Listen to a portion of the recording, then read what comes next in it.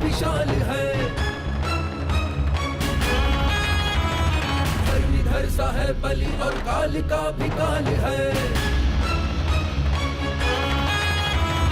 भातृ भक्ति का अनुपम पार्श्व सारंग गदाधर महाबली उद्विष्ट कुंती का ये लाल है।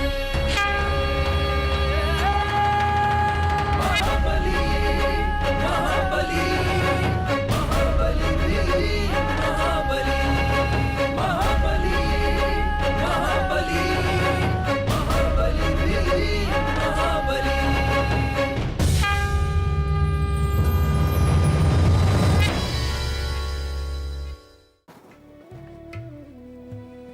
देखो माद्री, कुंती अब तुमसे कितना प्रेम करती है। मुझे आज भी उन दिनों का स्मरण है जब मैं तुमसे विवाह करके आया था। सभी को बहुत आश्चर्य हुआ था, परंतु कुंती बहुत आहत हुई थी। वो रोने लगी।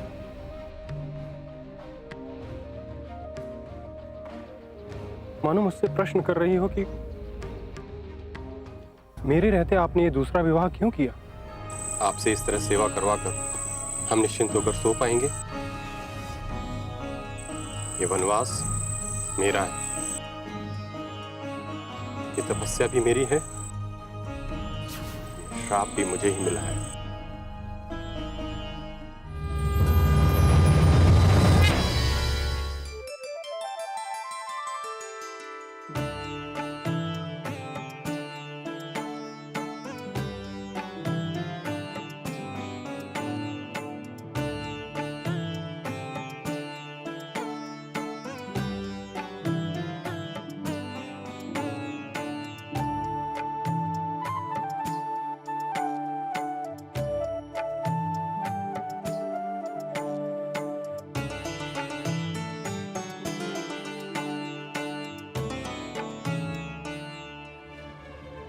कुंती कहाँ है माद्री? दीदी वन में फल लेने गई है। वन में अकेले क्यों जाने दिया तुमने? जंगल में हिंसक पशु विचरते हैं, आप अपना ध्यान रखना, मैं उन्हें लेकर आता हूं।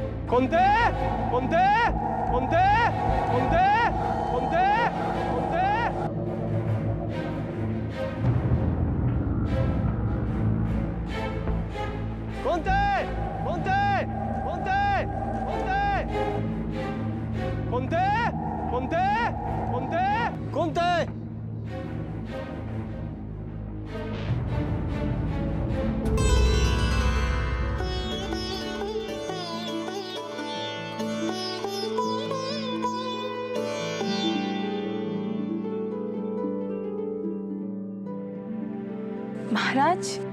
कुंती, तुम्हें इस तरह वन में अकेले आना उचित नहीं था।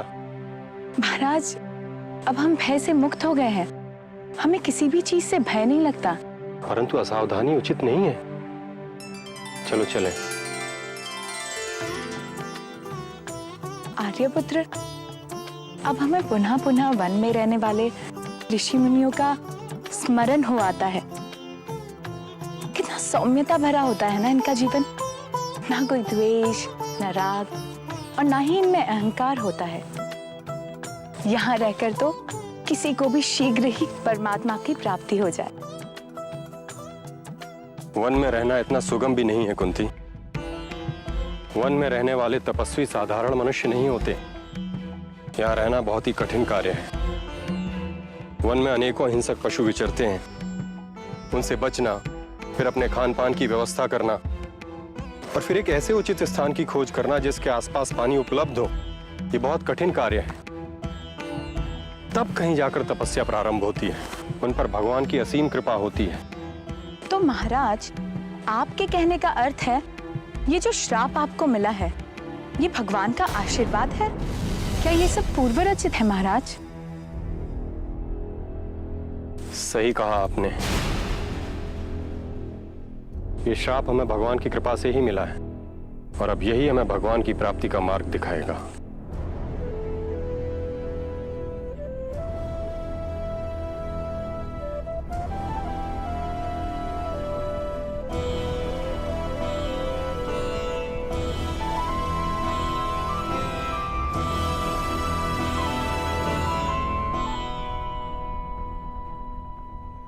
सर्वमंगल मांगल्ये शिवे सर्वार्थ साधिके शरण्ये त्र्यंबके गौरी नारायणी नमोस्तुते नारायणी नमोस्तुते।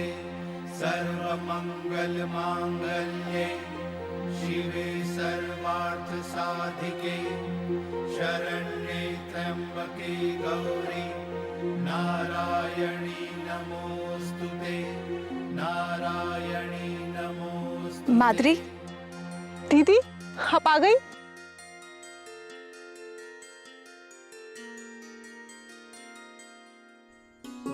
और हम जल लेने चलते हैं। दीदी आप विश्राम कीजिए, मैं लेकर आती हूँ। नहीं नहीं, हम साथ चलते हैं। ठीक है दीदी, मैं ये रख के आती हूँ।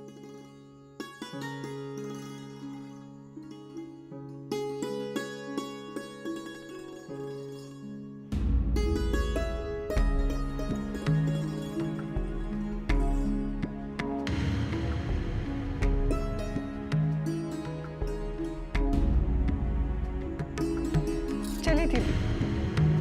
हाँ, चलो चलते हैं।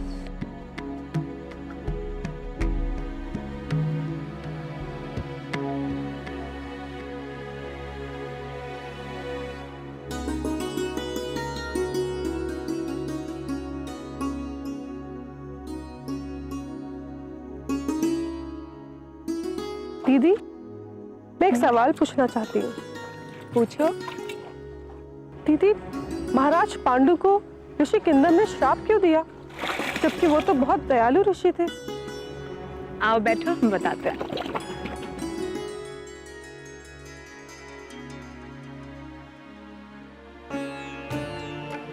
माद्री, एक बार ऋषि किंदम और उनकी पत्नी हिरणों का रूप धारण कर जंगल में सहवास कर रहे थे। उसी समय महाराज पांडु वहां से शिकार करने के लिए निकल रहे थे और वृक्षों के पीछे होती हिरणों की ध्वनि से उनका ध्यान आकर्षित किया और उन्होंने वहां शब्द भेदी बाण चलाया और वो बाण जाकर ऋषि किंदम और उनकी पत्नी को लगा।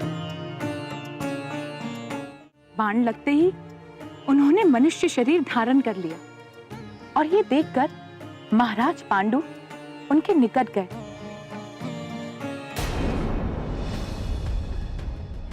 ऋषि किंदम,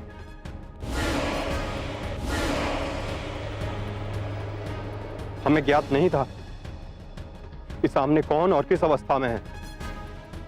यदि हमें किंचित भी ज्ञात होता, पशु भी इस अवस्था में है, तो मैं कदापि ऐसा न करता। परंतु ऋषिवर, आपको क्या आवश्यकता थी एक पशु की देह धारण करने की? मनुष्य होकर पशु की देह धारण करना अनुचित है।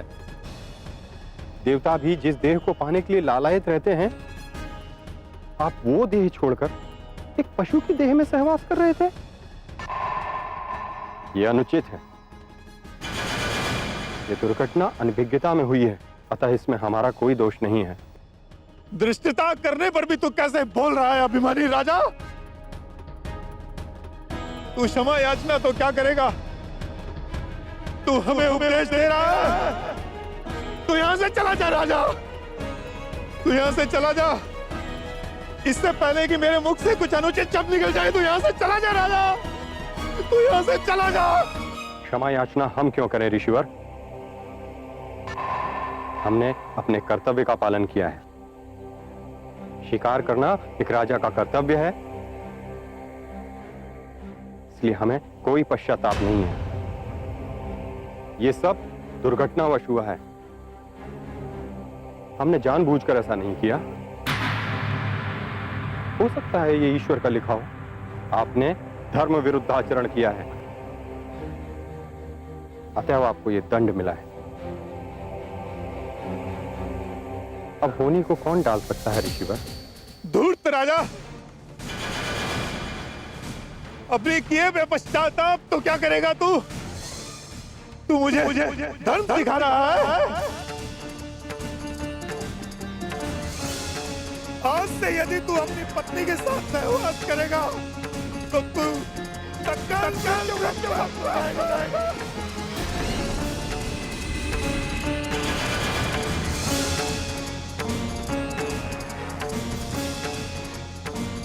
नहीं ऋषिवर, आप ऐसा नहीं कर सकते। आप अपने वचन वापस ले लीजिए। हमारी अभी तक कोई संतान नहीं है। क्षमा कर दीजिए ऋषिवर, क्षमा कर दीजिए। हम क्षमा मांगते हैं ऋषिवर, क्षमा कर दीजिए। क्षमा ऋषिवर, क्षमा।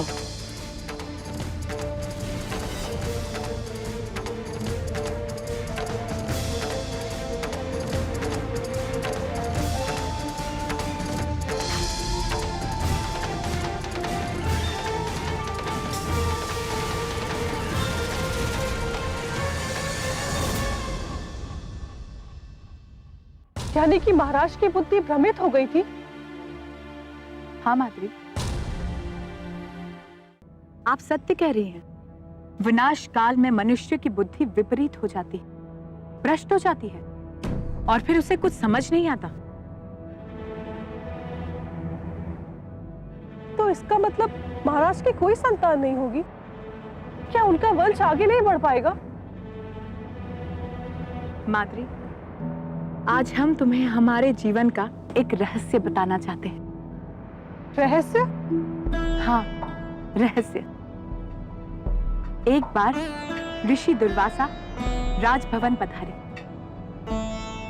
और हमने उनकी बहुत सेवा की, और वो हमारी सेवा से बहुत प्रसन्न भी हुए। और जाते जाते उन्होंने कहा कि शीघ्र ही भेंट होगी, और फिर वो चले गए। फिर कुछ समय बाद हम राजमहल से मंदिर की तरफ जा रहे थे, और हमने मार्ग में ऋषि दुर्वासा को ध्यान में लीन हुए देखा।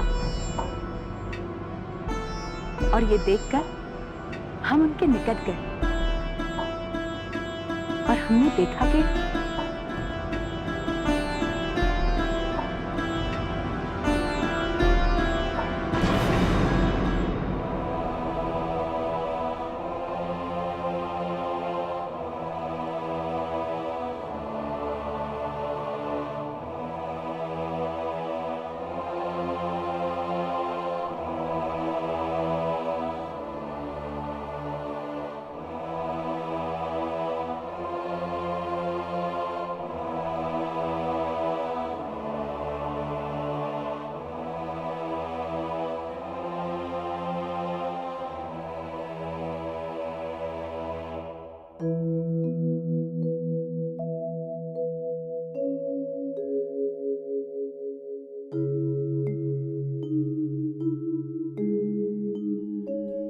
रुको पुत्री,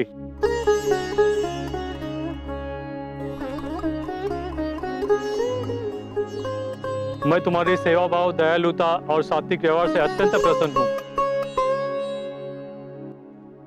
बोलो तुम्हें क्या चाहिए?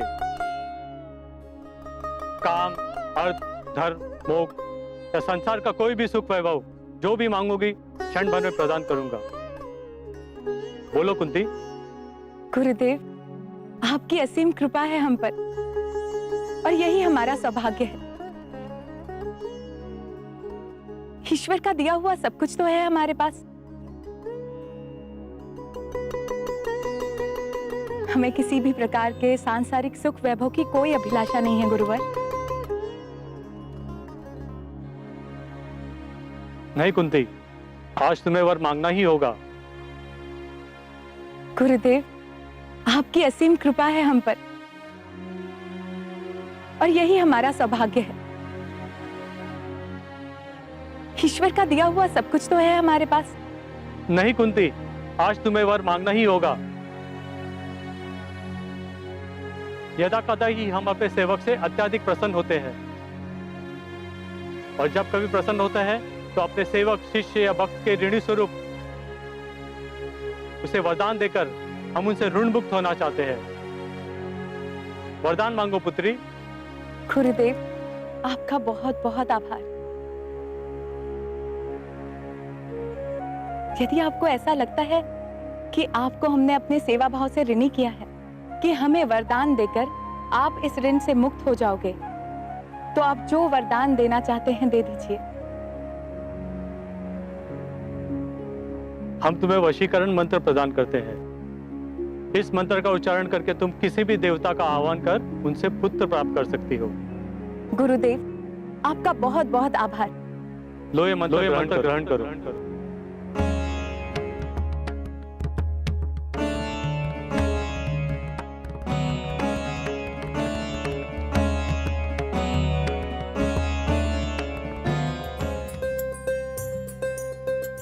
और उन्होंने पता है हमें क्या कहा? कुंती, हम आपकी सेवा से प्रसन्न हुए। मांगो, क्या वर मांगना चाहती हो? तो आपने क्या मांगा दीदी? हमने कुछ नहीं मांगा। हम क्या मांगते माद्री, बल्कि हमने उन्हें कहा कि ऋषिवर, आपके आशीर्वाद से सब कुछ तो है हमारे पास। जबकि उन्होंने हमें कई बार पूछा, फिर भी हमने उनसे कुछ नहीं मांगा। तो क्या ऋषि दुर्वासा बिना वरदान के ही चले गए? नहीं माद्री, उन्होंने हमें वरदान दिया, पर हमें नहीं पता था कि इस वरदान की हमें जीवन में कदापि आवश्यकता भी होगी या नहीं। पर ऐसा लगता है कि ऋषि दुर्वासा ने हमारा भविष्य देखकर ही हमें वो वरदान दिया था। किंतु वो वरदान है क्या दीदी? माद्री, उन्होंने हमें एक मंत्र दिया और कहा कि आप इस मंत्र द्वारा आप किसी भी देवता का आवाहन कर पुत्र की प्राप्ति कर सकती हैं। सत्य दीदी, आपने हमारे हृदय को प्रसन्न करने वाला समाचार सुना दिया दीदी। हम आपके बहुत आभारी हैं दीदी। आपने हमें बहुत अधिक प्रसन्नता दी है, बहुत अधिक।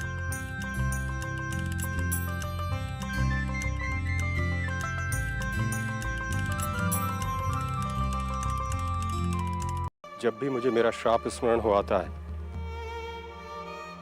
मुझे भान होता है कि मैं आपको कोई संतान नहीं दे पाऊंगा। ये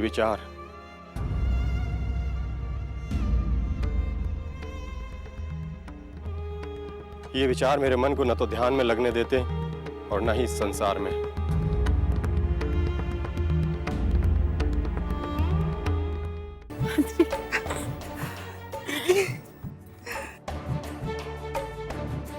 देखिए महाराज, कितना प्यारा बालक है।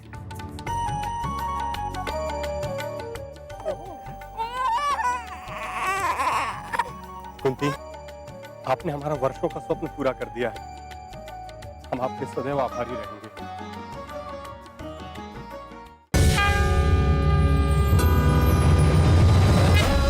भीम के समक्ष कोई दुष्ट आ सकता नहीं। सहस्र गज बल बराबर बच के जा सकता नहीं। प्रलय सिंधु के सदृश महाबली एक क्षण हुंकार दे, छोड़ देगी अक्षधर एक गदा तलवार